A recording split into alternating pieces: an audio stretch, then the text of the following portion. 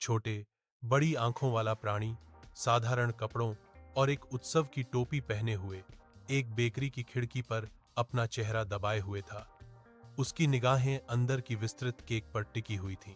एक मजबूत रसोइया पीछे से निकला, प्राणी की लालसा को देखा, फिर एक त्वरित अस्वीकृति गति के साथ उसे उठाया और सड़क पर जोर से रख दिया, फिर मुड़ गया। प्राणी झुक गया। केक के उसके सपने सड़क की कठोर वास्तविकता में घुल गए। बाद में प्राणी ने खुद को एक जन्मदिन के जश्न में पाया। उसके ऊपर एक जन्मदिन मुबारक हो बैनर लहरा रहा था। फिर भी उत्सव के माहौल और हंसमुख भव्य रूप से सजे हुए शेर और बिल्ली साथियों की उपस्थिति के बावजूद जो केक के अपने टुकड़े का आनंद ले रहे थे, वह असंतोषजनक रूप से रोया। उसका हृदय कुछ और के लिए तरसता था।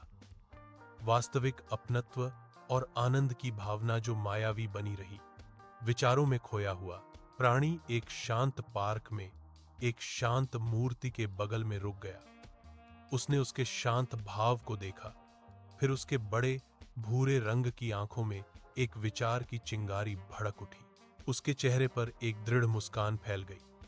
बिना किसी हिचकिचाहट के उसने एक सफेद पेंट की बाल्टी और एक छोटा दर्पण ढूंढा। सावधानीपूर्वक उसने खुद को बदलना शुरू कर दिया। अपने फर पर पेंट लगाया, सावधानीपूर्वक खुद को ढक लिया जब तक कि वह एक जीवित मूर्ति जैसा न दिखने लगा। अब एक निश्चल संगमरमर की आकृति। उसने खुद को एक व्यस्त रास्ते पर एक छोटे से स्टूल पर बैठाया। उसकी टोपी उसकी आंखों को छिपाने के लिए झुकी हुई थी। राहगीर तेजी से गुजर रहे थे, ज्यादातर उसे अनदेखा कर रहे थे, जब तक कि एक दयालु युवा लड़का नहीं आया।